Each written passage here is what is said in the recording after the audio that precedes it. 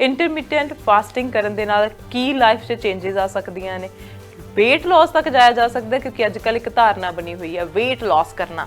ਬੜਾ ਲੋਕਾਂ ਨੂੰ ਪਹਿਲਾਂ ਦੇ ਟਾਈਮ 'ਚ ਹੁੰਦਾ ਸੀ ਕਿ ਪਹਿਲਾਂ ਆ ਕੇ ਉਹਨਾਂ ਨੇ ਦੇਖਣਾ ਵੀ ਬਫੇ ਕਿੱਥੇ ਹੈਗਾ, ਬੜੇ ਵੱਡੇ ਬਿਲਬੋਰਡ ਲੱਗੇ ਹੋਣੇ ਕਿ ਤੁਸੀਂ ਇਸ ਜਗ੍ਹਾ ਜਾਣਾ, ਆਹ ਫੂਡ ਅਵੇਲੇਬਲ ਹੈ, ਐਕਸਟਰਾ ਮਿਲਦਾ, ਸਪੈਸ਼ਲ ਲੱਗੇ ਹੁੰਦੇ ਸੀ। ਉਹ ਸਾਰਾ ਜਿਹੜਾ ਫੂਡ ਸੀ ਨਾ ਐਕਚੁਅਲੀ ਉਹ ਸਾਨੂੰ ਬੰਨੇ ਬਿਮਾਰ ਕਰਤਾ। ਈਵਨ ਯੂਕੇ ਦੇ ਵਿੱਚ ਜਿੱਥੇ ਪਹਿਲਾਂ ਲੋਕ ਆਏ ਸੀ ਉੱਥੇ ਵੀ ਸਪੈਸ਼ਲ ਪੋਰਸ਼ਨ ਹੁੰਦਾ ਸੀ, ਤੁਹਾਨੂੰ ਕਿਸੇ ਨੇ ਫੂਡ ਦੇਣਾ, ਉਹਨਾਂ ਨੇ ਕਹਿਣਾ ਵੀ ਤੁਹਾਡਾ ਇੰਨਾ ਹਿੱਸਾ। ਉਹ ਜਿਹੜਾ ਸਪੈਸੀਫਿਕ ਪੋਰਸ਼ਨ ਹੁੰਦੇ ਸੀ ਫੂਡ ਦੇ, ਉਹ ਤੁਹਾਡੇ ਨਾਲ ਉਹਨਾਂ ਭਾਰ ਨਹੀਂ ਸੀ ਵੱਧਦਾ, ਤੁਹਾਡੀ ਸਿਹਤ ਠੀਕ ਰਹਿੰਦੀ ਸੀ। ਮੈਂ ਇਹ ਵੀ ਸੁਣਿਆ ਕਿ ਫਾਸਟਿੰਗ ਤਾਂ ਕੀਤੀ ਜਾਂਦੀ ਸੀ ਕਿ ਜਦੋਂ ਤੁਸੀਂ ਫੂਡ ਛੱਡਦੇ ਆ, ਕਹਿੰਦੇ ਬਹੁਤ ਗਰੀਬ ਲੋਕ, ਤਾਂ ਹੀ ਉਹ ਕਹਿੰਦੇ ਸੀ ਜਿਹੜੇ ਗਰੀਬ ਲੋਕ ਹੁੰਦੇ ਆ ਤੁਸੀਂ ਉਹਨਾਂ ਤੱਕ ਫੂਡ ਪਹੁੰਚਾਓ, ਜਿਹੜਾ ਤੁਸੀਂ ਆਪਣੇ ਹਿੱਸੇ ਦਾ ਖਾਣਾ ਸੀ ਉਹ ਤੁਸੀਂ ਉਹਨਾਂ ਤੱਕ ਪਹੁੰਚਾ ਦਿੱਤਾ। ਕੋਈ ਵੀ ਨਿਊਜ਼ਪੇਪਰ ਪੜ੍ਹ ਲਓ, ਕੋਈ ਚੀਜ਼ ਵੀ ਆਪਣੀ ਹਿਸਟਰੀ ਦੇਖ ਲਓ, ਲੱਖਾਂ ਕਰੋੜਾਂ ਲੋਕ ਮਰ ਗਏ ਸੀ ਜਿਹਨਾਂ ਨੂੰ ਫੂਡ ਨਹੀਂ ਸੀ ਮਿਲਦਾ। ਕਾਰਨ ਸੀ ਇੱਕ ਤੇ ਫੂਡ ਦਾ, ਬਾਕੀ ਐਕਸਰਸਾਈਜ਼ ਦਾ, ਤੀਜੀ ਸਾਡੀ ਐਕਟੀਵਿਟੀ ਸੀ। ਉਹ ਜਿਹੜੀਆਂ ਸਾਰੀਆਂ ਗੱਲਾਂ, ਇੱਕ ਤੇ ਐਕਟੀਵਿਟੀ ਘਟ ਗਈ, ਇੱਕ ਐਕਸਰਸਾਈਜ਼ ਘਟ ਗਈ, ਇੱਕ ਲਾਈਫ ਸਟਾਈਲ ਘਟ ਗਿਆ। ਫਾਸਟਿੰਗ ਦਾ ਕਿਸ ਤਰ੍ਹਾਂ ਹੁੰਦਾ ਕਿ ਜਦੋਂ ਆਪਾਂ ਕੁਝ ਖਾਂਦੇ ਨਹੀਂ, ਬਾਡੀ ਨੂੰ ਤਾਂ ਚਾਹੀਦੀ ਸ਼ੂਗਰ, ਤੇ ਸ਼ੂਗਰ ਜਿਹੜੀ ਪਹਿਲਾਂ ਉਹਨਾਂ ਲਿਵਰ ਤੋਂ ਯੂਜ਼ ਕਰਨੀ ਹੈ, ਗਲਾਈਕੋਜਨ ਤੋਂ, ਫਿਰ ਜਦੋਂ ਉੱਥੋਂ ਮੁੱਕ ਜਾਂਦੀ ਹੈ ਫਿਰ ਉਹ ਫੈਟ ਤੋਂ ਕਰਨੀ ਹੈ ਯੂਜ਼। ਸੋ ਉਸ ਟਾਈਮ ਦੇ ਵਿੱਚ ਫੈਟ ਬਰਨ ਹੁੰਦਾ। ਕੋਈ ਤਿਉਹਾਰ ਹੋਏ, ਕੋਈ ਫੈਸਟੀਵਲ ਹੈਗਾ ਤੇ ਉਹ ਫਾਇਦਾ ਹੁੰਦਾ। ਪਰ ਜੇ ਤੁਸੀਂ ਫੈਸਟੀਵਲ ਸਵੇਰੇ ਫਾਸਟਿੰਗ ਕਰਨੀ ਤੇ ਰਾਤ ਨੂੰ ਮਨ ਪੱਕਾ ਰੋਟੀ ਖਾ ਲੈਣੀ ਹੈ, ਉਹ ਫਾਸਟਿੰਗ ਨਹੀਂ ਹੈਗੀ, ਉਹ ਕੰਮ ਨਹੀਂ ਕਰਦਾ।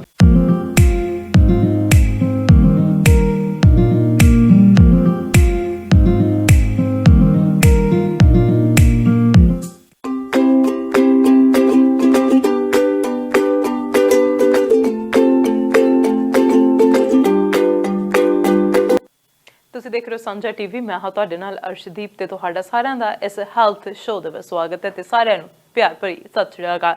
ਹੈਲਥ ਸ਼ੋਅ ਦੇ ਵਿੱਚ ਅੱਜ ਬਹੁਤ ਹੀ ਇੰਪੋਰਟੈਂਟ ਗੱਲਬਾਤ ਹੋਣ ਵਾਲੀ ਹੈ। ਗੱਲਬਾਤ ਹੋਣ ਵਾਲੀ ਹੈ ਖਾਣ ਪੀਣ ਦੇ ਸੰਬੰਧੀ, ਕਿਉਂਕਿ ਅਸੀਂ ਜਦੋਂ ਦਿਨ ਦੀ ਸ਼ੁਰੂਆਤ ਕਰਦੇ ਹਾਂ ਤੇ ਉਸ ਤੋਂ ਬਾਅਦ ਸਭ ਤੋਂ ਪਹਿਲਾ ਕੰਮ ਅਸੀਂ ਜਦੋਂ ਖਾਣ ਦੀ ਸੋਚਦੇ ਹਾਂ ਕਿ ਕੀ ਖਾਧਾ ਜਾਵੇ।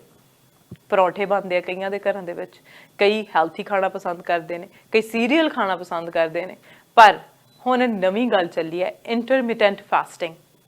ਕਿੰਨੀ ਕੁ ਇੰਪੋਰਟੈਂਟ ਹੈ, ਕੀ ਕਰਨੀ ਚਾਹੀਦੀ ਹੈ, ਕਿੰਨੀ ਕੁ ਨੁਕਸਾਨ ਕਰਦੀ ਹੈ ਜਾਂ ਕਿੰਨਾ ਕੁ ਫਾਇਦਾ ਕਰਦੀ ਹੈ, ਇਸ ਬਾਰੇ ਗੱਲ ਕਰਾਂਗੇ। ਇੰਟਰਮਿਟੈਂਟ ਫਾਸਟਿੰਗ ਕਰਨ ਦੇ ਨਾਲ ਕੀ ਲਾਈਫ 'ਚ ਚੇਂਜਸ ਆ ਸਕਦੀਆਂ ਨੇ। weight loss ਤੱਕ ਜਾਇਆ ਜਾ ਸਕਦਾ ਕਿਉਂਕਿ ਅੱਜ ਕੱਲ੍ਹ ਇੱਕ ਧਾਰਨਾ ਬਣੀ ਹੋਈ ਹੈ weight loss ਕਰਨਾ। ਹੈਲਥੀ ਲਾਈਫ ਵੱਲ ਅਸੀਂ ਕਿੰਨਾ ਕੁ ਜਾ ਸਕਦੇ ਹਾਂ, ਕੀ ਕੁਝ ਖਾਧਾ ਜਾ ਸਕਦਾ ਹੈ, ਕੀ ਕੁਝ ਨਹੀਂ ਖਾਧਾ ਜਾ ਸਕਦਾ, ਇਸ ਬਾਰੇ ਗੱਲਬਾਤ ਕਰਾਂਗੇ। ਤੇ ਗੱਲਬਾਤ ਕਰਨ ਦੇ ਲਈ ਸਟੂਡੀਓ ਦੇ ਵਿੱਚ ਪਹੁੰਚੇ ਹੋਏ ਨੇ ਡਾਕਟਰ ਗੁਲਜ਼ਾਰ ਚੀਮਾ। ਆਓ ਸਵਾਗਤ ਕਰਦੇ ਹਾਂ। ਡਾਕਟਰ ਸਾਹਿਬ ਸਵਾਗਤ ਹੈ ਜੀ, ਸਤਿ ਸ਼੍ਰੀ ਅਕਾਲ। Thank you so much. So doctor ਸਾਹਿਬ ਅੱਜ ਬੜੀ ਇੰਪੋਰਟੈਂਟ ਗੱਲਬਾਤ ਹੋਣ ਵਾਲੀ ਹੈ। ਮੈਨੂੰ ਪਤਾ ਤੁਸੀਂ ਡਾਈਟੀਸ਼ੀਅਨ ਤਾਂ ਨਹੀਂ ਹੈਗੇ, ਪਰ ਫਿਰ ਵੀ ਸਾਨੂੰ ਦੱਸ ਸਕਦੇ ਆ ਕਿ ਕਿੰਨੀਆਂ ਕੁ ਚੀਜ਼ਾਂ ਸਾਡੇ ਲਈ ਇੰਪੋਰਟੈਂਟ ਰੋਲ ਪਲੇ ਕਰ ਸਕਦੀਆਂ ਨੇ, ਜਿਹਦੇ ਵਿੱਚ ਇੰਟਰਮਿਟੈਂਟ ਫਾਸਟਿੰਗ ਇੱਕ ਨਵੀਂ ਚੀਜ਼ ਜਿਹੜੀ ਸਾਡੀ ਲਾਈਫ ਦੇ ਵਿੱਚ ਕਾਫੀ ਸਮੇਂ ਤੋਂ ਅਸੀਂ ਪਿਛਲੇ ਤੋਂ ਸੁਣ ਰਹੇ ਹਾਂ। ਦੇਖੋ, ਪਹਿਲੀ ਗੱਲ ਤੇ ਹੈ ਵੀ ਇਹ ਜਿਹੜਾ ਟੌਪਿਕ ਹੈ ਨਾ ਬੜਾ ਧਿਆਨ ਨਾਲ ਕਰਨਾ ਪੈਣਾ, ਕਿਉਂਕਿ ਇਹਦੇ ਤੇ ਕਈ ਜਿਹੜੇ ਪ੍ਰੋਫੈਸ਼ਨਲ ਜਿਹੜੇ ਨੇ ਲੋਕ ਇਨਵੋਲਵ ਨੇ, ਕੋਈ ਡਾਈਟੀਸ਼ੀਅਨ ਜਾਂ ਕੋਈ ਐਕਸਰਸਾਈਜ਼ ਪ੍ਰੋਗਰਾਮ ਵਾਲੇ ਵੀ, ਇਸ ਤੋਂ ਇਲਾਵਾ ਜਿਹੜੇ ਬਾਕੀ ਸਪੈਸ਼ਲਿਸਟ ਵੀ ਇਨਵੋਲਵ ਨੇ। ਇਹ ਕਈ ਬਹੁਤ ਦੇਰ ਦੀ ਰਿਸਰਚ ਹੋ ਰਹੀ ਹੈ ਇਸ ਕੰਮ ਦੇ ਵਿੱਚ। ਇਹਦੇ ਵਿੱਚ 2-3 ਕੰਟੀਨੈਂਟ ਜਿਹੜੇ ਨੇ ਉਹ ਵੱਖਰੇ ਵੱਖਰੇ ਤਰੀਕੇ ਨਾਲ ਸੋਚਦੇ ਨੇ। ਜਿੱਥੋਂ ਅਸੀਂ ਆਏ ਹਾਂ ਉਹਨਾਂ ਦੀ ਸੋਚ ਹੋਰ ਹੈ, ਇੱਥੇ ਜਿਹੜੇ ਲੋਕ ਨੇ ਫੂਡ ਬਾਰੇ ਹੋਰ ਤਰੀਕੇ ਨਾਲ ਸੋਚਦੇ ਨੇ।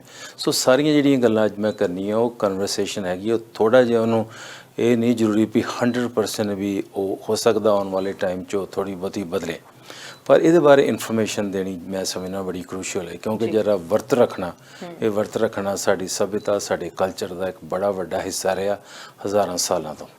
ਉਸ ਤੋਂ ਪਹਿਲਾਂ ਜਦੋਂ ਗਰੋ ਅਪ ਹੁੰਦੇ ਸੀ, ਜਿਸ ਜ਼ਮਾਨੇ 'ਚ ਅਸੀਂ ਪੈਦਾ ਹੋਏ ਹਾਂ ਜਾਂ ਜਿਹੜੇ ਮੇਰੀ ਏਜ ਦੇ ਲੋਕ ਨੇ, ਉਸ ਜ਼ਮਾਨੇ ਵਿੱਚ ਹੋਰ ਹਾਲਤ ਸੀ। ਹੁਣ ਜਿੱਥੋਂ ਅਸੀਂ ਆਏ ਹਾਂ ਉੱਥੇ ਤੁਸੀਂ ਹੈਰਾਨ ਹੋਵੋਗੇ ਕਿ ਕਮ ਸੇ ਕਮ 120 ਮਿਲੀਅਨ ਲੋਕ ਨੇ ਜਿਨ੍ਹਾਂ ਦਾ ਭਾਰ ਵੱਧ ਗਿਆ। ਜਿਹੜਾ 1.3 ਬਿਲੀਅਨ ਦੇ ਵਿੱਚੋਂ ਐਡੀ ਵੱਡੀ ਪਾਪੂਲੇਸ਼ਨ ਦੇ ਵਿੱਚੋਂ ਇੰਨੇ ਲੋਕਾਂ ਦਾ ਭਾਰ ਵਧਿਆ। ਤੇ ਜਿਹੜਾ ਇਹਨਾਂ ਕੰਟਰੀ ਵਿੱਚ ਤੇ ਪਹਿਲਾਂ ਲੋਕਾਂ ਦਾ ਭਾਰ ਬੜਾ ਜ਼ਿਆਦਾ ਸੀ। ਜਿਹੜੀ ਕਾਮਨ ਕਨਵਰਸੇਸ਼ਨ ਹੈ, ਤੁਸੀਂ ਚਲੇ ਜਾਓ ਕਿਸੇ ਪਾਰਟੀ 'ਚ, ਕਿਸੇ ਫੰਕਸ਼ਨ ਚਲੇ ਜਾਓ, ਕਿਸੇ ਦੇ ਘਰ ਚਲੇ ਜਾਓ, ਕਿਸੇ ਵੀ ਜਿਹਨੂੰ ਤੁਸੀਂ ਜਾਣਦੇ ਹੋ ਉਹਦੇ ਕੋਲ ਚਲੇ ਜਾਓ, ਪਹਿਲਾ ਸਵਾਲ ਉਹਨਾਂ ਨੇ ਕਰਨਾ ਹੁੰਦਾ 3 ਤਰੀਕਿਆਂ ਨਾਲ ਮੇਰੇ ਖਿਆਲ ਕਰਦੇ ਨੇ। ਇੱਕ ਤਾਂ ਹੁੰਦਾ ਵੀ ਜੇ ਤੁਹਾਨੂੰ ਕੋਈ ਜਾਣਦਾ, ਫਿਰ ਉਹਨਾਂ ਨੇ ਕਹਿਣਾ ਹਾਂ ਭਾਰ ਬੜਾ ਕੰਟਰੋਲ ਕਰ ਲਿਆ, ਬੜਾ ਸਿਹਤ ਚੰਗੀ ਜਾਪਦੀ ਹੈ, ਇੱਕ ਹੋ ਗਿਆ। ਦੂਜਾ ਪਹਿਲੂ ਹੁੰਦਾ ਖਾਂਦੇ ਕੀ ਪਿਓ, ਖਾਂਦੇ ਵੀ ਕੁਛ ਹੈ ਕਿ ਨਹੀਂ, ਕਿ ਐਵੇਂ ਬਸ ਤੁਰੇ ਫਿਰਦੇ ਹੋ। ਤੀਜਾ ਜਿਹੜਾ ਹੁੰਦਾ ਵੀ ਕੋਈ ਕਹਿਣਗੇ ਬਿਮਾਰ ਤਾਂ ਨਹੀਂ ਹੋ ਗਏ ਕਿਤੇ। ਸੋ ਇਹ ਗੱਲਾਂ ਤਿੰਨੋਂ ਹੀ ਫਿੱਟ ਨਹੀਂ ਪੈਂਦੀਆਂ ਕਿਸੇ ਵਾਸਤੇ, ਕਿਉਂਕਿ ਜਿਸ ਹਿਸਾਬ ਨਾਲ ਇੱਕ ਜਿਹੜੀ ਸਾਡੀ ਸਿਹਤ ਹੈ ਉਹਦੇ ਕਿੰਨੇ ਪਹਿਲੂ ਨੇ। ਉਹਦੇ ਪਹਿਲੂਆਂ ਵਿੱਚੋਂ ਜਿਹੜਾ ਇੱਕ ਮੇਨ ਹੈਗਾ ਪਾਰਟ ਕਿ ਜੋ ਅਸੀਂ ਹਵਾ ਅਤੇ ਪਾਣੀ ਅਤੇ ਸਾਡਾ ਜਿਹੜਾ ਖਾਣਾ ਪੀਣਾ ਉਹਦਾ ਬੜਾ ਰੋਲ ਹੈ।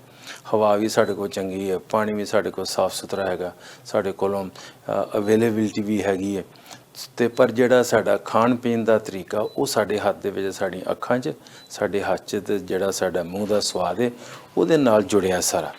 ਜਦੋਂ ਇਹ ਲੋਕੀ ਅਸੀਂ ਸ਼ੁਰੂ 'ਚ ਇਹਨਾਂ ਮੁਲਕਾਂ ਵਿੱਚ ਅਸੀਂ ਵੀ ਜਾਂ ਬਾਕੀ ਵੀ ਸਾਰੇ ਆਉਂਦੇ ਨੇ, ਬੜਾ ਲੋਕਾਂ ਨੂੰ ਪਹਿਲਾਂ ਦੇ ਟਾਈਮ 'ਚ ਹੁੰਦਾ ਸੀ ਕਿ ਪਹਿਲਾਂ ਆ ਕੇ ਉਹਨਾਂ ਨੇ ਦੇਖਣਾ ਵੀ ਬਫੇ ਕਿੱਥੇ ਹੈਗਾ, ਬੜੇ ਵੱਡੇ ਬਿਲ ਬੋਰਡ ਲੱਗੇ ਹੋਣੇ ਵੀ ਤੁਸੀਂ ਇਸ ਜਗ੍ਹਾ ਜਾਣਾ, ਆਹ ਫੂਡ ਅਵੇਲੇਬਲ ਹੈ, ਐਕਸਟਰਾ ਮਿਲਦਾ, ਸਪੈਸ਼ਲ ਲੱਗੇ ਹੁੰਦੇ ਸੀ। ਉਹ ਸਾਰਾ ਜਿਹੜਾ ਫੂਡ ਸੀ ਨਾ, ਐਕਚੁਅਲੀ ਉਹ ਸਾਨੂੰ ਉਹਨੇ ਬਿਮਾਰ ਕਰਤਾ।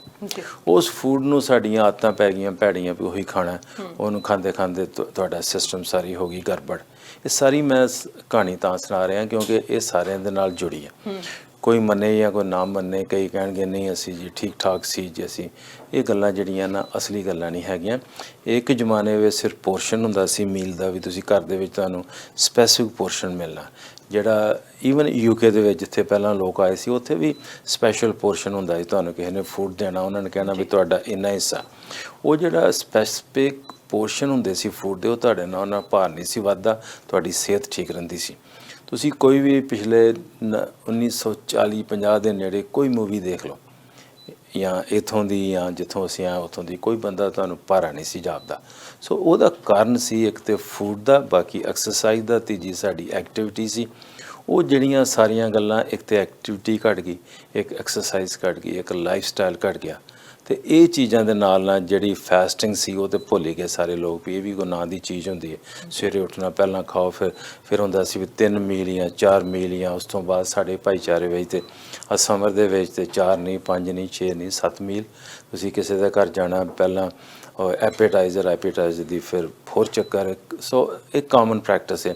ਜਿਹੜਾ ਐਫਲੂਐਂਸ ਸੀ ਉਹਨੇ ਸਾਡੀ ਕਮਿਊਨਿਟੀ ਨੂੰ ਇੱਕ ਕਿਸਮ ਦਾ ਨਾ ਪੁੱਠੇ ਪਾਸੇ ਲੈ ਗਏ। ਅਤੇ ਤੁਸੀਂ ਮੈਂ ਪਿਛਲੇ ਹਫ਼ਤੇ ਰਿਪੋਰਟ ਦੇਖੀ ਹੈ ਕਿ ਇੰਡੀਆ ਵਿੱਚ ਵੀ ਜਿਹੜੀ ਹੈ ਨਾ, ਕਿਉਂਕਿ ਡਾਇਬਟੀਜ਼ ਕਿਉਂ ਵੱਧਦੀ ਪਈ, ਟਾਈਪ 2, ਅਤੇ ਜਿਹੜਾ ਫੂਡ ਦੀ ਕਰਕੇ ਲੋਕਾਂ ਦਾ ਭਾਰ ਵੱਧ ਗਿਆ। ਭਾਰ ਵਧਣ ਨਾਲ ਇੰਨੀਆਂ ਪ੍ਰੋਬਲਮਾਂ ਨੇ ਕਿ ਤੁਸੀਂ ਸੋਚ ਨਹੀਂ ਸਕਦੇ ਵੀ ਕੀ ਮੁਸੀਬਤ ਆਉਣੀ ਹੈ। ਸੋ ਫਾਸਟਿੰਗ ਦੀ ਗੱਲ ਕਰਨ ਤੋਂ ਪਹਿਲਾਂ ਇਹ ਭੂਮਿਕਾ ਬਣਾਉਣੀ ਬੜੀ ਜ਼ਰੂਰੀ ਹੈ, ਕਿਉਂਕਿ ਉਸ ਤੋਂ ਬਿਨਾਂ ਗੱਲ ਨਹੀਂ ਬਣਨੀ ਜੀ।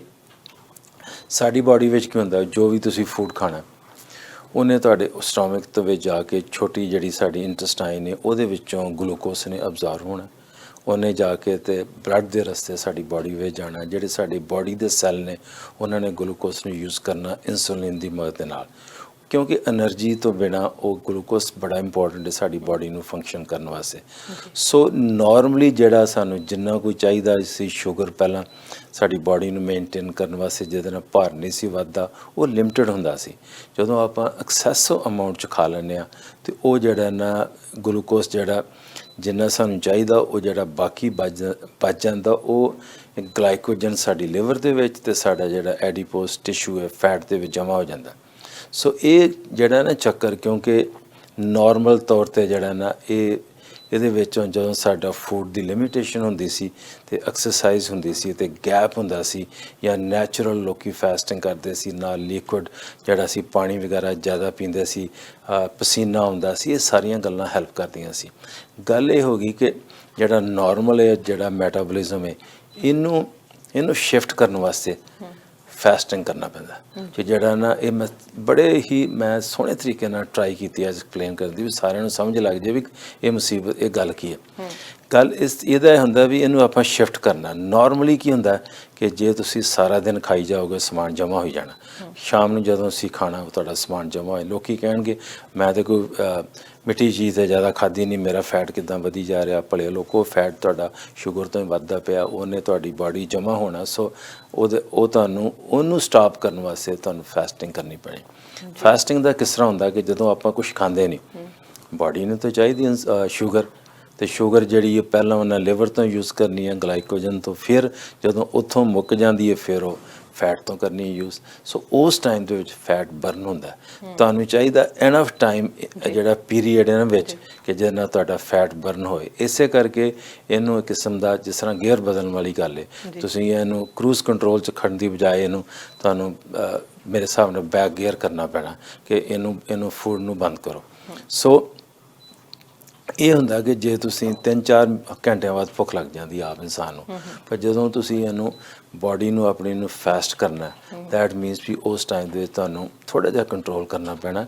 ਕੰਟਰੋਲ ਕਰਨ ਦੇ ਨਾਲ ਹੋਣਾ ਵੀ ਤੁਹਾਡਾ ਜਿਹੜਾ ਨਾ ਸ਼ਿਫਟ ਹੋਣਾ, ਮੈਟਾਬੋਲਿਕ ਸ਼ਿਫਟ। ਉਹਦੇ ਨਾਲ ਜਿਹੜਾ ਤੁਹਾਡਾ ਫੈਟ ਪਹਿਲਾਂ ਤੁਹਾਡੇ ਲਿਵਰ 'ਚੋਂ ਸ਼ੂਗਰ ਨੂੰ ਯੂਜ਼ ਹੋਣਾ, ਜਦੋਂ ਉੱਥੋਂ ਖਤਮ ਹੋਣਾ ਫਿਰ ਤੁਹਾਡਾ ਫੈਟ ਦਾ ਹੋਣਾ।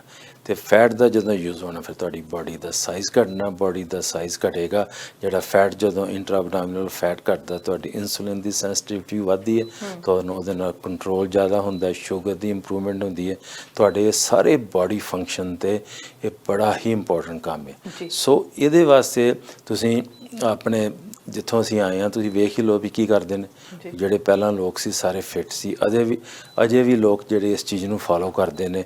ਕੋਈ ਤਿਉਹਾਰ ਹੋਏ, ਕੋਈ ਫੈਸਟੀਵਲ ਹੈਗਾ ਤੇ ਉਹ ਫਾਇਦਾ ਹੁੰਦਾ। ਪਰ ਜੇ ਤੁਸੀਂ ਫੈਸਟੀਵਲ ਸਵੇਰੇ ਫਾਸਟਿੰਗ ਕਰਨੀ ਤੇ ਰਾਤ ਨੂੰ ਮਨ ਪੱਕਾ ਰੋਟੀ ਖਾ ਲੈਣੀ ਹੈ, ਉਹ ਫਾਸਟਿੰਗ ਨਹੀਂ ਹੈਗੀ, ਉਹ ਕੰਮ ਨਹੀਂ ਕਰਦਾ। ਸੋ ਇਹ ਫੋਲੋ ਕਰਨਾ ਪੈਣਾ। ਮੈਂ ਦੱਸਣਾ ਚਾਹੁੰਦਾ ਅੱਗੇ ਜਾ ਕੇ ਕਿ ਇਹ ਫਾਸਟਿੰਗ ਜਿਹੜੀ ਹੈ ਨਾ, ਜਿਹੜਾ ਇਹਨੂੰ ਕਈ ਇਹਦੇ ਮੈਥਡ ਨੇ। ਤੁਸੀਂ ਜਿਹੜੀ ਵੀ ਕੋਈ ਸਾਈਟ ਵੇਖੋਗੇ, ਉਹ ਜਿਹੜੀ ਸਭ ਤੋਂ ਵੱਡੀ ਮੈਂ ਸਟੱਡੀ ਦੇਖੀ ਹੈ ਕਿ ਕੋਈ 25 ਕੁ ਸਾਲ ਤੋਂ ਮੈਂ ਸਾਇੰਟਿਸਟ ਦਾ ਨਾਂ ਨਹੀਂ ਲੈਣਾ ਉਹਨਾਂ ਦਾ, ਫਿਰ ਜੇ ਕੋਈ ਇੱਧਰ ਉੱਧਰ ਗੱਲ ਹੋ ਗਈ ਫਿਰ ਮੇਰੇ ਮਗਰ ਪੈਣਗੇ। ਪਰ ਇਹ ਹੈਗਾ ਵੀ ਓਵਰਆਲ ਜਿਹੜੀ ਹੈ ਨਾ ਦੇਖਿਆ ਗਿਆ ਕਿ ਇਹਨੂੰ ਸ਼ਿਫਟ ਕਰਨ ਵਾਸਤੇ ਤੁਹਾਨੂੰ ਮਨ ਬਣਾਉਣਾ ਪੈਣਾ ਔਰ ਤੁਹਾਨੂੰ ਸੋਚਣਾ ਪੈਣਾ ਵੀ ਮੈਂ ਇਸ ਚੀਜ਼ ਨੂੰ ਸ਼ਿਫਟ ਕਰਨਾ। ਅਤੇ ਬਾਕੀ ਤੁਹਾਨੂੰ ਵੇਖਣਾ ਪੈਣਾ ਕਿ ਇਹ ਉਹਨਾਂ ਵਾਸਤੇ ਹੈਗਾ ਜਿਨ੍ਹਾਂ ਦੇ ਵਿੱਚ ਇੱਕ ਤਾਂ ਆ ਵੀ 18 ਸਾਲ ਤੋਂ ਘੱਟ ਬੱਚੇ ਇਸ ਕੰਮ 'ਚ ਨਹੀਂ ਆ ਸਕਦੇ। ਪ੍ਰੈਗਨੈਂਟ ਔਰਤਾਂ ਅਤੇ ਜਿਹੜੀਆਂ ਜਿਹੜੀਆਂ ਬ੍ਰੈਸਟ ਫੀਡ ਕਰਦੀਆਂ ਨੇ ਮਾਵਾਂ, ਉਹ ਨਹੀਂ ਕਰ ਸਕਦੀਆਂ ਫਾਸਟਿੰਗ। ਜਿਨ੍ਹਾਂ ਨੂੰ ਟਾਈਪ 1 ਡਾਇਬਟੀਜ਼ ਹੈ ਉਹ ਇਸ ਕੰਮ 'ਚ ਨਹੀਂ ਆ ਸਕਦੇ, ਜਾਂ ਜਿਨ੍ਹਾਂ ਨੂੰ ਕੋਈ ਮੇਜਰ ਮੈਟਾਬੋਲਿਕ ਜਿਹੜੇ ਨਾ ਇਸ਼ੂਜ਼ ਨੇ ਉਸ ਕੰਮ 'ਚ ਨਹੀਂ ਆ ਸਕਦੇ। ਇਹਦੇ ਵਿੱਚ ਇੰਟਰਮੀਟੈਂਟ ਜਿਹੜੀ ਫਾਸਟਿੰਗ ਹੈ, ਜਾਂ ਰੁਕ ਕੇ ਵਰਤ ਰੱਖਣਾ, ਜਾਂ ਮੈਂ ਅੱਗੇ ਬਿਲਕੁਲ ਟਾਈਮ ਦੇ ਬਾਰੇ ਵੀ ਗੱਲ ਕਰਾਂਗੇ। ਪਰ ਡਾਕਟਰ ਸਾਹਿਬ ਤੁਸੀਂ ਬੜੇ ਵਧੀਆ ਤਰੀਕੇ ਦੇ ਨਾਲ ਦੱਸਿਆ ਹੈ ਕਿ ਕਿਉਂ ਵਰਤ ਜਿਹੜੇ ਪਹਿਲਾਂ ਰੱਖੇ ਜਾਂਦੇ ਸੀ, ਫਾਸਟਿੰਗ ਕਿਉਂ ਕੀਤੀ ਜਾਂਦੀ ਸੀਗੀ। ਕਿਉਂਕਿ ਇੱਕ ਤਾਂ ਮੈਂ ਇਹ ਵੀ ਸੁਣਿਆ ਕਿ ਫਾਸਟਿੰਗ ਤਾਂ ਕੀਤੀ ਜਾਂਦੀ ਸੀ ਕਿ ਜਦੋਂ ਤੁਸੀਂ ਫੂਡ ਛੱਡਦੇ ਆ, ਕਹਿੰਦੇ ਬਹੁਤ ਗਰੀਬ ਲੋਕ, ਤਾਂ ਹੀ ਉਹ ਕਹਿੰਦੇ ਸੀ ਜਿਹੜੇ ਗਰੀਬ ਲੋਕ ਹੁੰਦੇ ਆ ਤੁਸੀਂ ਉਹਨਾਂ ਤੱਕ ਫੂਡ ਪਹੁੰਚਾਓ, ਜਿਹੜਾ ਤੁਸੀਂ ਆਪਣੇ ਹਿੱਸੇ ਦਾ ਖਾਣਾ ਸੀ ਉਹ ਤੁਸੀਂ ਉਹਨਾਂ ਤੱਕ ਪਹੁੰਚਾ ਦਿੱਤਾ। ਸੋ ਇਹ ਚੀਜ਼ਾਂ ਜਿਹੜੀਆਂ ਉਹ ਪੁਰਾਣੇ ਸਮੇਂ ਦੀ ਗੱਲ ਸੀਗੀ। ਪੁਰਾਣੇ ਸਮੇਂ ਦੇ ਵਿੱਚ ਲੋਕ ਹੱਥੀਂ ਕੰਮ ਕਰਦੇ ਸੀ, ਹੁਣ ਅਸੀਂ ਜ਼ਿਆਦਾ ਬੈਠ ਕੇ ਕੰਮ ਕਰਦੇ ਹਾਂ, ਕੰਪਿਊਟਰਾਈਜ਼ ਚੀਜ਼ਾਂ ਹੋ ਗਈਆਂ ਨੇ, ਫੂਡ ਖਾਣ ਦਾ ਸਟਾਈਲ ਬਦਲ ਗਿਆ, ਫੂਡ ਕੈਨਡ ਫੂਡ ਆਉਣ ਲੱਗ ਗਿਆ। ਉਹ ਸਾਰੀਆਂ ਚੀਜ਼ਾਂ ਸਾਨੂੰ ਜਿਹੜਾ ਉਹ ਫੈਟ ਕਰਦੀਆਂ ਨੇ। ਹੁਣ ਬਹੁਤ ਸਾਰੇ ਲੋਕ ਆ ਉਹ ਕਹਿੰਦੇ ਆ ਕਿ ਜਦੋਂ ਇੰਟਰਮੀਟੈਂਟ ਫਾਸਟਿੰਗ ਕਰਦੇ ਆ, ਫਾਸਟਿੰਗ ਤੋਂ ਬਾਅਦ ਮੰਨ ਲਓ ਹੁਣ ਤੁਸੀਂ ਮੈਥਡ ਤਾਂ ਦੱਸੋਗੇ ਅੱਗੇ ਜਾ ਕੇ ਕਿ ਕਿੰਨੇ ਘੰਟੇ ਜਿਹੜੇ ਕਰਨਾ ਚਾਹੀਦਾ, ਪਰ ਹੁਣ ਸਾਨੂੰ ਇਹ ਵੀ ਦੱਸੋ ਨਾਲ ਕਿ ਇੰਨੇ ਘੰਟੇ, ਮੰਨ ਲਓ ਕਿ 16 ਘੰਟੇ ਆ, ਚਲੋ 16 ਘੰਟੇ ਫਾਸਟਿੰਗ ਕੀਤੀ ਆ, ਉਸ ਤੋਂ ਬਾਅਦ ਕੁਛ ਮਰਜ਼ੀ ਖਾਧਾ ਜਾਵੇ। ਮੈਂ ਤੁਹਾਨੂੰ ਦੱਸਣਾ ਇਹ ਜਿਹੜੀ ਪਹਿਲੀ ਗੱਲ ਤੇ ਕਿ ਜਿਹੜਾ ਸਾਡਾ ਇਹ ਜਿਹੜੀ ਸੱਭਿਅਤਾ ਤੋਂ ਮਿਲਿਆ ਸੀ ਨਾ, ਇਹ ਕੰਮ ਬੜੇ ਚੰਗੇ ਸੀ। ਇੱਕ ਗੱਲ ਤੇ ਸੀ ਉਸ ਸਮੇਂ ਦੇ ਵਿੱਚ ਇੱਕ ਫੂਡ ਦੀ ਜਿਹੜੀ ਸੀ ਨਾ ਘਾਟ ਬੜੀ ਸੀ। ਇਹ ਜਦੋਂ ਇਹ ਕੰਮ ਉਦੋਂ ਸ਼ੁਰੂ ਹੋਇਆ ਜਦੋਂ ਫਾਰਮਿੰਗ ਜਿਹੜੀ ਹੈ ਨਾ, ਫਾਰਮਿੰਗ ਵਧੀ ਹੈ। ਉਹ ਉਸ ਹਿਸਾਬ ਨਾਲ ਇੱਕ ਟਾਈਮ ਸੀ ਵੀ ਤੁਸੀਂ ਕੋਈ ਵੀ ਨਿਊਜ਼ਪੇਪਰ ਪੜ੍ਹ ਲਓ, ਕੋਈ ਚੀਜ਼ ਵੀ ਆਪਣੀ ਹਿਸਟਰੀ ਦੇਖ ਲਓ, ਲੱਖਾਂ ਕਰੋੜਾਂ ਲੋਕ ਮਰ ਗਏ ਸੀ ਜਿਹਨਾਂ ਨੂੰ ਫੂਡ ਨਹੀਂ ਸੀ ਮਿਲਦਾ। ਉਹ ਸਮਾਂ ਹੋਰ ਸੀ। ਫੂਡ ਦੀ ਪ੍ਰੋਡਕਸ਼ਨ ਇੰਨੀ ਹੋ ਗਈ ਹੈ ਜਿਹੜੀ ਇਸ ਚੀਜ਼ ਕਰਕੇ ਨੁਕਸਾਨ ਹੋ ਰਿਹਾ। ਉਦੋਂ ਜਿਹੜਾ ਸੀ ਨਾ ਕਈ ਬਾਈ ਫੋਰਸ ਤੁਹਾਨੂੰ ਨਹੀਂ ਸੀ ਫੂਡ ਮਿਲਦਾ, ਕਈ ਬਾਈ ਚੋਇਸ ਨਹੀਂ ਸੀ ਮਿਲਦਾ। ਕਈ ਵਾਰੀ ਤੁਸੀਂ ਜਿਨ੍ਹਾਂ ਕੋਲ ਥੋੜ੍ਹੇ ਬਹੁਤੇ ਜ਼ਿਆਦਾ ਪੈਸੇ ਸੀ, ਜਾਂ ਪੈਸੇ ਦੀ ਗੱਲ ਵੀ ਨਹੀਂ ਸੀ, ਜਿਨ੍ਹਾਂ ਕੋਲ ਰਿਸੋਰਸਿਸ ਸੀ ਉਹ ਲੋਕਾਂ ਨੂੰ ਦੇ ਦਿੰਦੇ ਸੀ। ਪਰ ਓਵਰਆਲ ਜਿਹੜਾ ਸੀ ਨਾ ਫਾਸਟਿੰਗ ਦਾ ਇੱਕ ਰੂਲ ਸੀ ਕਿ ਜਿਹੜੀ ਸਾਡੀ ਬਾਡੀ ਹੈ ਉਹ ਕਿਸੇ ਵੀ ਹੋਰ ਵੀ ਸਾਡਾ ਜਿਹੜਾ ਕੋਈ ਚੀਜ਼ ਵੀ ਹੈਗੀ ਉਹਨੂੰ ਤੁਹਾਨੂੰ ਰੀਕੈਲੀਬ੍ਰੇਟ ਕਰਨ ਵਾਸਤੇ ਆਪਣੇ ਸਿਸਟਮ ਨੂੰ ਰੈਸਟ ਕਰਨੀ ਪੈਂਦੀ ਹੈ। ਤੁਹਾਡੀ ਇੰਟੈਸਟਾਈਨ ਸਾਡੀ ਏਡੀ ਵੱਡੀ ਹੈ ਕਿ ਉਹਨੂੰ ਵੀ ਰੈਸਟ ਕਰਨ ਦੀ ਜ਼ਰੂਰਤ ਹੈ। ਉਹਦੇ ਵਾਸਤੇ ਵੀ ਕਿਹੜਾ ਫੂਡ ਕਿਸ ਟਾਈਮ 'ਤੇ ਖਾਣਾ, ਕਿੰਨਾ ਖਾਣਾ, ਇਹ ਜਿਹੜੀ ਸਾਡੀ ਆਯੁਰਵੈਦਿਕ ਜਿਹੜੀ ਸਾਡੀ ਮੈਡੀਸਨ ਹੈ ਜਾਂ ਹੋਮਿਓਪੈਥਿਕ, ਉਹਦੇ ਵਿੱਚ ਤੇ ਬੜੇ ਤਰੀਕੇ ਨਾਲ ਉਹਨਾਂ ਨੇ ਐਕਸਪਲੇਨ ਕੀਤਾ ਵੀ ਕਿਹੜੀ ਤੁਹਾਡੀ ਬਾਡੀ ਟਾਈਪ ਹੈ, ਕਿਹੜਾ ਫੂਡ ਖਾਣਾ, ਕਿੰਨੀ ਦੇਰ ਫਾਸਟ ਕਰਨਾ। ਸੋ ਉਹਨਾਂ ਚੀਜ਼ਾਂ ਨੂੰ ਤਾਂ ਪੁਸ਼ ਕਰਤਾ ਗਿਆ। ਤੇ ਜਿਹੜੀ ਦੂਸਰੀ ਮੈਡੀਸਨ ਹੈ ਜਿਹੜੀ ਕਿ ਅਕਿਊਟ ਕੇ ਜਿਹਨੂੰ ਆਪਾਂ ਦਵਾਈਆਂ ਦੀ ਮੈਡੀਸਨ ਕਹਿੰਦੇ ਆ, ਉਹਦੇ ਵੱਲ ਜ਼ਿਆਦਾ ਜ਼ੋਰ ਹੋ ਗਿਆ। ਸੋ ਫਾਸਟਿੰਗ ਨੂੰ ਪਿੱਛੇ ਕਰਤਾ ਗਿਆ ਸੀ। ਹੁਣ ਫਾਸਟਿੰਗ ਅੱਗੇ ਆ ਰਹੀ ਹੈ ਇਸ ਕਰਕੇ ਕਿ ਬਾਡੀ ਨੂੰ ਰੈਸਟ ਦੇਣ ਵਾਸਤੇ ਇੰਪੋਰਟੈਂਟ ਹੈ। ਪਰ ਜਿਹੜਾ ਸਾਡਾ ਮੈਟਾਬੋਲਿਜ਼ਮ ਹੈ ਜਿਸ ਤਰ੍ਹਾਂ ਸਾਡੀ ਉਮਰ ਵੱਧਦੀ ਹੈ, ਬਾਡੀ ਜਿਹੜੀ ਨਾ ਸਲੋ ਹੁੰਦੀ ਹੈ, ਜਿਹੜੀ ਸਾਡੀ ਬਾਡੀ ਦੇ ਵਿੱਚ ਜਿਹੜੀ ਸਾਡੀ એનર્ਜੀ ਲੈਵਲ ਸਾਨੂੰ ਘੱਟ ਜ਼ਰੂਰਤ ਪੈਂਦੀ ਹੈ। ਪਰ ਜਿਹੜੀ એનર્ਜੀ ਲੈਵਲ ਜਦੋਂ ਤੁਹਾਨੂੰ ਘੱਟ ਜ਼ਰੂਰਤ ਪੈਂਦੀ ਹੈ, ਜਿੰਨਾ ਐਕਸਟਰਾ ਤੁਸੀਂ ਕਰੋਗੇ ਉਹ ਜਮ੍ਹਾਂ ਹੋਣਾ। ਫਾਸਟਿੰਗ ਦਾ ਟਾਈਮ ਦੀ ਮੈਂ ਗੱਲ ਕਰਨੀ ਚਾਹੁੰਦਾ। ਪਹਿਲਾਂ ਸੀ ਜਿਹੜੇ ਮੈਂ ਦੱਸਿਆ ਵੀ ਕਿਹੜੇ ਲੋਕ ਨਹੀਂ ਕਰਨਾ ਚਾਹੀਦਾ, ਜਿਨ੍ਹਾਂ ਨੇ ਕਰਨਾ ਉਹ ਪਹਿਲਾਂ ਆਪਣੇ ਡਾਕਟਰ ਨਾਲ ਕੰਸਲਟ ਕਰਕੇ ਸਲਾਹ ਕਰ ਲੈਣ, ਬਲੱਡ ਟੈਸਟ ਕਰਾ ਲਓ। ਤੁਸੀਂ ਵੇਖੋਗੇ ਵੀ ਜੇ ਤੁਸੀਂ ਟੈਸਟ ਕਰਾਉਣ ਤੋਂ ਬਾਅਦ ਜਿਹੜੀਆਂ ਖਾਸ ਕਰਕੇ ਜਿਹੜੇ ਟਾਈਪ 2 ਡਾਇਬਟੀਜ਼ ਵਾਲੇ ਨੇ, ਕੋਲੈਸਟਰੋਲ ਵਾਲੇ ਜਿਹੜੇ ਪੇਸ਼ੈਂਟ ਨੇ, ਜਾਂ ਕਈਆਂ ਨੂੰ ਜਿਸ ਤਰ੍ਹਾਂ ਹੋਰ ਇੰਟੈਸਟਾਈਨ ਦੇ ਇਸ਼ੂ ਨੇ, ਉਹਨਾਂ ਨੂੰ ਚਾਹੀਦਾ ਪਹਿਲਾਂ ਬੇਸਿਕ ਟੈਸਟ ਕਰਾ ਕੇ ਫਿਰ ਤੁਸੀਂ ਉਹਨਾਂ ਨਾਲ ਪ੍ਰੋਗਰਾਮ ਬਣਾਓ ਵੀ ਤੁਸੀਂ 8 ਘੰਟੇ ਦਾ ਕਰਨਾ ਕਿ 16 ਘੰਟੇ ਦਾ। 16 ਘੰਟੇ ਦੀ ਫਾਸਟਿੰਗ ਤਾਂ ਬੜੀ ਸੌਖੀ ਹੈ। ਫੋਰ ਐਗਜ਼ਾਮਪਲ ਜੇ ਤੁਸੀਂ ਸੌਣਾ 8 ਘੰਟੇ 'ਤੇ ਚਲੇ ਗਏ, 8 ਘੰਟੇ ਉਹਦੇ 'ਚ ਹੋਰ ਕੈਟ ਕਰ ਲਓ। ਪਰ ਜਦੋਂ ਤੁਸੀਂ ਉੱਠ ਕੇ ਖਾਣਾ, ਇਹ ਨਹੀਂ ਵੀ ਹੁਣ ਜਿਹੜਾ 12 ਘੰਟੇ ਦਾ ਮਿਸ ਕੀਤਾ ਉਹ 10 ਮਿੰਟਾਂ 'ਚ ਖਾ ਲੈਣਾ। ਇਹ ਨਹੀਂ ਕਿ ਪੀਜ਼ਾ ਖਾ ਲਓ ਉੱਠ ਕੇ, ਬਿਲਕੁਲ ਇਹ ਗੱਲ ਨਹੀਂ ਹੋਣੀ। ਤੁਹਾਨੂੰ ਫੂਡ ਆਪਣਾ ਦੇਖਣਾ ਪੈਣਾ, ਕਾਰਬੋਹਾਈਡਰੇਟ ਤੇ ਫੈਟ ਤੇ ਜਿਹੜੀ ਤੁਹਾਨੂੰ ਇਹਦੀ ਆਪਣੀ ਪ੍ਰੋਟੀਨ ਦੀ ਜਿਹੜੀ ਕੁਆਂਟੀਟੀ ਹੈ ਉਹ ਆਪਣੇ ਤੁਸੀਂ ਡਾਕਟਰ ਨਾਲ ਸਲਾਹ ਕਰਕੇ ਵੀ ਕਿੰਨੀ ਕੁ ਤੁਸੀਂ ਖਾਣੀ ਹੈ, ਇਹ ਤੁਹਾਨੂੰ ਕੰਸਿਸਟੈਂਟਲੀ ਕਰਨਾ ਪੈਣਾ। ਇਹ ਬੈਸਟ ਤਰੀਕਾ, ਕਿਉਂਕਿ ਹਿਸਾਬ ਲਾ ਲਓ ਕਿ ਜੇ ਤੁਸੀਂ 7 ਦਿਨ ਦੇ ਵਿੱਚ 2 ਦਿਨ ਤੁਸੀਂ ਕਰ ਲਓ ਫਾਸਟਿੰਗ ਤੇ 5 ਦਿਨ ਤੁਸੀਂ ਪਹਿਲਾਂ 2 ਦਿਨ ਕਰ ਲਓ 16 ਘੰਟੇ, ਫਿਰ 8 ਘੰਟੇ ਕਰ ਲਓ, ਜਾਂ ਤੁਸੀਂ ਇੱਕ ਦਿਨ ਖਾ ਲਓ ਪੂਰਾ 2 ਮੀਲ, ਅਗਲੇ ਦਿਨ ਤੁਸੀਂ 3 ਮੀਲਸ ਕਰ ਲਓ। ਸੋ ਇਹ ਤੁਹਾਨੂੰ ਆਪਣੇ ਆਪ ਫੈਸਲਾ ਕਰਨਾ ਪੈਣਾ। ਪਰ ਬਾਡੀ ਦੇ ਵਾਸਤੇ ਕੋਈ ਮਾੜੀ ਗੱਲ ਨਹੀਂ ਹੈਗੀ ਕਿ ਇਹਨੂੰ ਫਾਸਟ ਕਰੋ, ਇਸ ਚੀਜ਼ ਨੂੰ ਮੋਨੀਟਰ ਕਰੋ। ਪਰ ਨਾਲ ਇਹ ਨਹੀਂ ਵੀ ਜਦੋਂ ਸਪੋਜ਼ ਵੀ ਸਵੇਰ ਦਾ ਫਾਸਟ ਕੀਤਾ, ਸ਼ਾਮ ਨੂੰ ਤੁਸੀਂ ਜੇ ਡਰਿੰਕ ਕਰਨੀ ਕਿਸੇ ਨੇ ਤੇ 2-3 ਪੈਗ ਲਾ ਲਓ ਤੇ ਉਹਦੇ ਨਾਲ ਤੇ ਗੜਬੜ ਹੋਣੀ ਹੈ। ਸੋ ਫੂਡ ਦਾ ਟਾਈਮਿੰਗ ਬੜਾ ਇੰਪੋਰਟੈਂਟ ਹੈ। ਪਹਿਲਾਂ ਸੀ ਸਾਰਾ ਵੀ ਤੁਸੀਂ ਸਵਾਲ ਪੁੱਛਦੇ ਸੀ ਕੀ ਖਾਂਦੇ ਹੋ, ਹੁਣ ਇਹ ਵੀ ਸਵਾਲ ਇਹ ਨਹੀਂ ਇਹਦੇ ਨਾਲ ਐਡ ਕਰਨਾ ਪੈਂਦਾ ਵੀ ਕਦੋਂ ਖਾਣਾ। ਜਿਹੜਾ ਕਦੋਂ ਦਾ ਜਿਹੜਾ ਮਤਲਬ ਹੈ ਉਹਦੀ ਜ਼ਿਆਦਾ ਮਹੱਤਤਾ ਬਣ ਗਈ ਹੈ। ਸੋ ਇਹ ਜਿਹੜੇ ਵੀ ਪ੍ਰੋਗਰਾਮ ਸਾਡਾ ਵਾਚ ਕਰਦੇ ਪਏ ਨੇ, ਮੈਂ ਸਮਝਦਾ ਵੀ ਉਹਨਾਂ ਨੂੰ ਚਾਹੀਦਾ ਵੀ ਸਾਨੂੰ ਉਹਦੀ ਫੀਡਬੈਕ ਦੇਣ ਕਿ ਉਹ ਕੀ ਕਰਦੇ ਪਏ ਨੇ, ਘਰ ਦੇ ਵਿੱਚ ਉਹ ਮੈਨੇਜ ਕਰਦੇ ਪਏ ਨੇ। ਬਾਕੀ ਜਿਹੜੀ ਗੱਲ ਕੀਤੀ ਆਪਾਂ ਇਹਦੀ ਜਿਹੜਾ ਫੂਡ ਹੈ, ਪ੍ਰੋਸੈਸਡ ਫੂਡ ਹੈ, ਜਿਹੜਾ ਪ੍ਰੋਸੈਸ ਫੂਡ ਹੈ, ਜਦੋਂ ਸਾਰਿਆਂ ਨੂੰ ਸਮਝ ਹੈਗੀ, ਅਕਲ ਹੈਗੀ ਵੀ ਜਿਹੜਾ ਪ੍ਰੋਸੈਸਡ ਫੂਡ ਹੈ ਉਹ ਠੀਕ ਨਹੀਂ ਹੈਗਾ। ਤੁਸੀਂ ਇਹ ਨਹੀਂ ਕਹਿ ਸਕਦੇ ਵੀ ਇੱਕ ਤਰ੍ਹਾਂ ਦਾ ਸਾਰਾ ਸਿਸਟਮ ਤੁਸੀਂ ਘਰ ਦੇ ਵਿੱਚ ਤਿਆਰ ਕੀਤਾ, ਕਿਤੋਂ ਖਰੀਦ ਲਿਆ, ਉਹੀ ਹਰ ਇੱਕ ਦਾਲ ਸਬਜ਼ੀ ਸੇਮ ਮਸਾਲਾ, ਸੇਮ ਘਿਓ, ਸੇਮ ਚੀਜ਼ਾਂ ਤਾਂ ਉਹਨੂੰ ਕਰਕੇ ਤੁਸੀਂ ਸਟੋਰ ਕਰ ਲੈਂਦੇ ਹੋ। ਉਹਦੇ ਵਿੱਚੋਂ ਸੋਡੀਅਮ ਕਿੰਨਾ ਐਡ ਜਾਂ ਕਈ ਚੀਜ਼ਾਂ ਐਡੀਟਿਵ ਕਿੰਨੀਆਂ ਨੇ। ਇਹ ਇਕੱਲਾ ਨਹੀਂ ਵੀ ਤੁਸੀਂ ਉਹ ਸਟੋਰ ਕੀਤਾ ਪਤਾ ਨਹੀਂ ਕਿੰਨੀ ਦੇਰ ਦਾ ਹੈਗਾ। ਕਦੀ ਕੋਈ ਵੀ ਬਹੁਤ ਲੋਕ ਜਿਹੜੇ ਨੇ ਉਹ ਸਿਆਣੇ ਹੋ ਗਏ ਨੇ, ਉਹ ਪੜ੍ਹ ਕੇ ਕੈਲਰੀਜ਼ ਵਾਚ ਕਰਕੇ ਫਿਰ ਖਾਂਦੇ ਨੇ। ਪਰ ਬਹੁਤੇ ਹੁਣ ਅਸੀਂ ਕਹਿੰਦੇ ਕਿ ਸਾਡੀ ਲਾਈਫ ਇੰਨੀ ਕੁ ਬਿਜ਼ੀ ਆ, ਅਸੀਂ ਜਿਹੜੀਆਂ ਚੀਜ਼ਾਂ ਕੁਇਕ ਰੈਡੀ ਟੂ ਈਟ ਹੁੰਦੀਆਂ ਨੇ ਉਹ ਲਿਆ ਕੇ ਤੇ ਉਹ ਬਣਾ ਦਿੰਦੇ ਆ, ਤੇ ਉਹਦੇ ਨਾਲ ਕਿੰਨਾ ਜ਼ਿਆਦਾ ਨੁਕਸਾਨ ਹੁੰਦਾ ਇਹ ਨਹੀਂ ਅਸੀਂ ਦੇਖਦੇ ਕਿ ਹੈਲਥ ਕਿੰਨੀ ਕੁ ਜ਼ਿਆਦਾ ਸਾਡੀ ਹੈਲਥ ਨੂੰ ਨੁਕਸਾਨ ਜਿਹੜਾ ਉਹ ਪਹੁੰਚ ਰਿਹਾ। ਪਰ ਹੁਣ ਇਹ ਹੈ ਕਿ ਗਰੋਸਰੀ ਸ਼ਾਪਿੰਗ ਕਰਨ ਦਾ, ਹੁਣ ਤੁਹਾਡੇ ਪੁਆਇੰਟ ਤੋਂ ਮੈਨੂੰ ਪੁਆਇੰਟ ਯਾਦ ਆਇਆ ਕਿ ਗਰੋਸਰੀ ਸ਼ਾਪ ਜਦੋਂ ਕਰਦੇ ਆ ਸਾਨੂੰ ਉਦੋਂ ਹੀ ਧਿਆਨ ਰੱਖਣਾ ਚਾਹੀਦਾ ਅਸੀਂ ਘਰ ਦੇ ਵਿੱਚ ਆਪਣੀ ਫ੍ਰਿਜ ਦੇ ਵਿੱਚ ਕੀ ਰੱਖ ਰਹੇ ਹਾਂ। ਦੇਖੋ ਇਹ ਕੋਈ ਕਿਸੇ ਵਾਸਤੇ ਨਹੀਂ ਹੈਗਾ, ਕੋਈ ਇਸ ਗੱਲ ਦਾ ਗੁੱਸਾ ਨਾ ਕਰੇ, ਪਰ ਬੜੀ ਕਲੀਅਰ ਗੱਲ ਹੈ ਵੀ ਜਿਹੜੀਆਂ ਮੇਨ ਜਿਹੜੇ ਸਟੋਰ ਨੇ ਜਾਂ ਜਿਹੜੇ ਆਪਣੇ ਵੀ ਮੇਨ ਸਟੋਰ ਨੇ, ਸਾਰਿਆਂ ਵਿੱਚ ਚਾਹੀਦਾ ਧਿਆਨ ਦੇ ਨਾਲ ਵੇਖਣਾ ਵੀ ਐਕਸਪਾਇਰੀ ਡੇਟ ਕਿਹੜੀ ਹੈ, ਕਿੱਥੋਂ ਚੱਲਿਆ ਫੂਡ।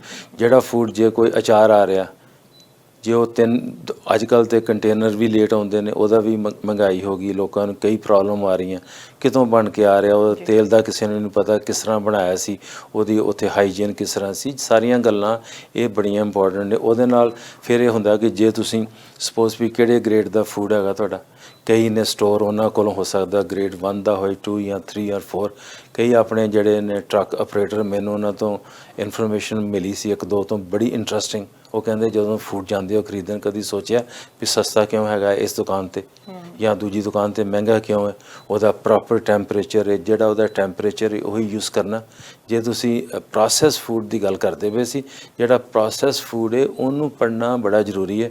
ਪਰ ਜਿਹੜਾ ਦੂਸਰੇ ਫੂਡ ਨੇ ਉਹਨਾਂ ਨੂੰ ਤੁਸੀਂ ਜਿਹੜੀਆਂ ਸਬਜ਼ੀਆਂ ਨੇ ਜਾਂ ਦਾਲਾਂ ਜਾਂ ਸਾਰੀਆਂ ਚੀਜ਼ਾਂ ਤੁਹਾਡੇ ਸਾਹਮਣੇ ਅੱਖਾਂ ਨਾਲ ਵੇਖ ਸਕਦੇ ਹੋ।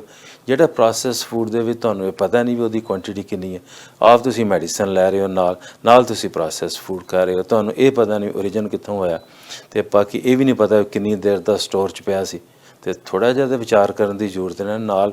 ਖਾਸ ਕਰਕੇ ਜਿਹੜੇ ਆਪਣਾ ਭਾਈਚਾਰਾ ਮੋਸਟਲੀ ਫਾਰਮਿੰਗ 'ਚੋਂ ਆਏ ਸੀ, ਲੋਕਾਂ ਨੂੰ ਬੜੇ ਸਿਆਣੇ ਨੇ, ਪਰ ਜਿਹੜੇ ਟਾਈਮ ਦੀ ਗੱਲ ਕੀਤੀ ਹੈ ਵੀ ਟਾਈਮ ਨਹੀਂ ਹੈਗਾ, ਪਰ ਟਾਈਮ ਜਿਸ ਕੰਮ ਲਈ ਆਪਾਂ ਕੰਮ ਕਰਨੇ ਆ, ਆਪਣੀ ਜਿਹੜੀ ਇਹਨਾਂ ਚੀਜ਼ਾਂ ਆਪਣੇ ਆਪ ਨੂੰ ਚੰਗਾ ਕਰਨ ਵਾਸਤੇ ਹਰ ਤਰੀਕੇ ਨਾਲ, ਤੇ ਉਹੀ ਪੈਸਾ ਤੁਸੀਂ ਆਪਣੇ ਅਗੇਂਸਟ ਯੂਜ਼ ਕਰਦੇ ਪਏ ਹੋ। ਤੇ ਜਿਹੜਾ ਸਭ ਤੋਂ ਜਿਹੜੀ ਕਾਮਨ ਪ੍ਰੋਬਲਮ ਹੈ, ਮੈਨੂੰ ਤੇ ਆਪਣੀ ਪ੍ਰੋਬਲਮ ਪਤਾ ਕਿ ਮੈਂ ਕਈ ਵਾਰੀ ਇੰਟਰਸਟ ਨਹੀਂ ਸੀ ਹੁੰਦਾ ਉਹਨਾਂ ਨੂੰ, ਮਿਸਿਸ ਨੂੰ ਕਹਿਣਾ ਤੁਸੀਂ ਜਾ ਕੇ ਲਿਆਓ, ਪਰ ਬਹੁਤ ਦੇਖਿਆ ਹੋਣਾ ਵੀ ਆਪਣੇ ਲੋਕ ਬੰਦੇ ਜਿਹੜੇ ਬੈਠੇ ਹੁੰਦੇ ਨੇ ਪਾਰਕਿੰਗ ਲਾਟ ਦੇ ਵਿੱਚ, ਲੇਡੀਜ਼ ਜਾਂਦੀਆਂ ਨੇ ਸਮਾਨ ਲੈ ਕੇ, ਪਰ ਜਿਹੜਾ ਤੁਸੀਂ ਇਹ ਕਿਸ ਤਰ੍ਹਾਂ ਹੋ ਸਕਦਾ ਵੀ ਜਿਹੜੀ ਚੀਜ਼ ਤੁਸੀਂ ਖਾਣੀ ਹੈ ਹਫ਼ਤੇ ਵਾਸਤੇ, ਤੁਸੀਂ ਉਹਨੂੰ ਅੱਧੇ ਘੰਟੇ 'ਚ ਖਰੀਦ ਕੇ ਆ ਜਾਓ।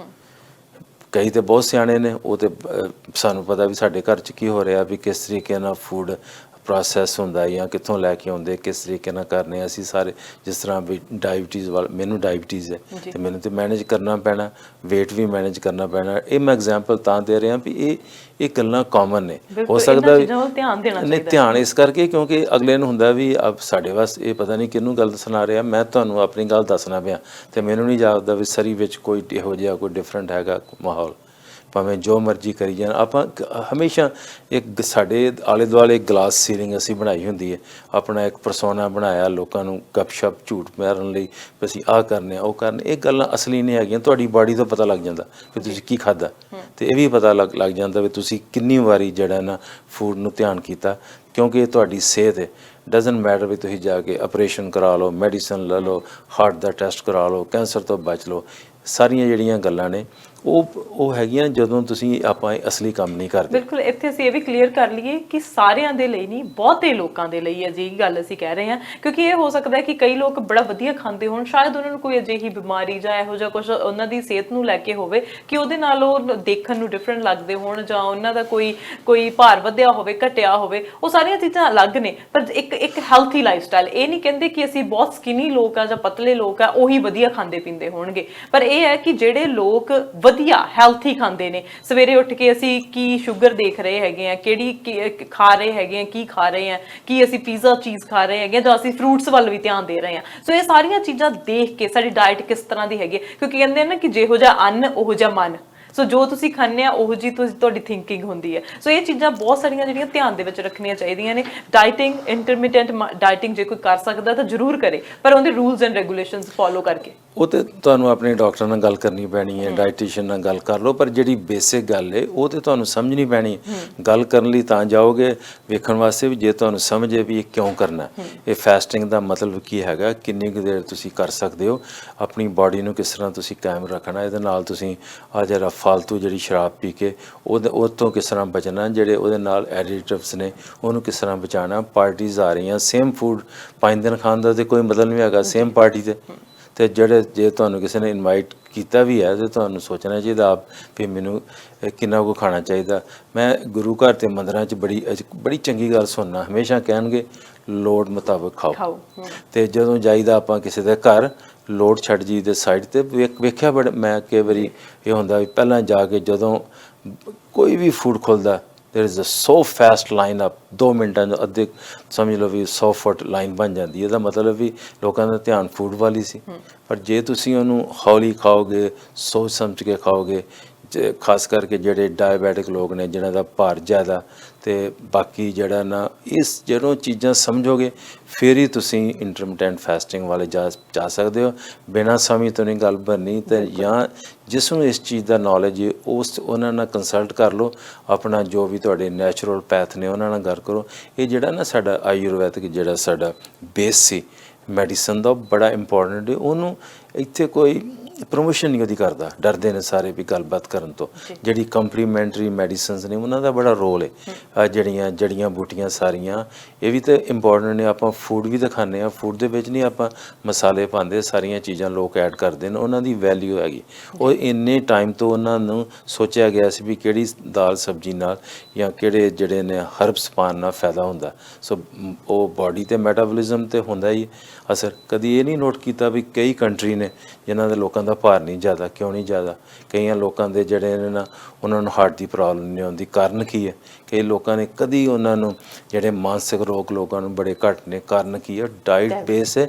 ਉਹ ਆਪਣੇ ਕਲਚਰ ਨੂੰ ਉਹਨਾਂ ਨੇ ਸਟਰੋਂਗ ਕੀਤਾ ਤੇ ਜਿਹੜਾ ਸਾਡਾ ਕੰਮ ਹੋ ਰਿਹਾ ਉਲਟ, ਅਸੀਂ ਆ ਕੇ ਉਸ ਚੀਜ਼ ਨੂੰ ਵੀ ਆਪਾਂ ਨੇ ਉਲਟ ਕਰ ਲਿਆ ਤੇ ਜਿੱਥੋਂ ਅਸੀਂ ਆਏ ਆ ਉੱਥੇ ਤੇ ਆਲਰੇਡੀ ਸ਼ੌਕ ਹੁੰਦਾ ਵੀ ਜੀ ਫਲਾਣਾ ਪੀਜ਼ਾ ਵਾਲਾ ਆ ਗਿਆ ਜੀ, ਫਲਾਣੇ ਇੱਥੇ ਆ ਗਿਆ ਜੀ, ਸਾਰਾ ਕੁਝ ਖੁੱਲ ਗਿਆ ਜੀ। ਫਾਰਨ ਦੇ ਵਿੱਚ ਜੋ ਹੁੰਦਾ ਸੀ, ਇਹ ਨਹੀਂ ਪਤਾ ਕਿ ਤੁਸੀਂ ਆਪਣੇ ਆਪ ਨੂੰ ਬਿਮਾਰ ਕਰਨ ਲਈ ਇੰਨੇ ਖੁਸ਼ ਹੋ ਰਹੇ ਹੋ। ਜੀ ਬਿਲਕੁਲ ਜੀ। So thank you so much for today's information. ਉਮੀਦ ਕਰਦੇ ਹਾਂ ਕਿ ਇਹ ਇਨਫੋਰਮੇਟਿਵ ਹੋਵੇਗਾ ਸ਼ੋ ਸਾਰਿਆਂ ਦੇ ਲਈ ਤੇ ਫੀਡਬੈਕ ਜਿਹੜੀ ਉਹ ਸਾਨੂੰ ਜ਼ਰੂਰ ਮਿਲੇ। ਮੈਂ ਜ਼ਰੂਰ ਕਹਿਣਾ ਚਾਹੁੰਦਾ ਵੀ ਇਹ ਜਿਹੜਾ ਪ੍ਰੋਗਰਾਮ ਹੈ ਇਹ ਕੋਈ ਇਸ ਤਰ੍ਹਾਂ ਤਾਂ ਹੈ ਨਹੀਂ ਵੀ ਇਹਦੀ ਕੋਈ ਸਿਚੁਏਸ਼ਨ ਬਦਲਣੀ ਨਹੀਂ, ਇਹ ਗੱਲਾਂ ਬਦਲਦੀਆਂ, ਇਹ ਕਨਵਰਸੇਸ਼ਨ ਹੈ।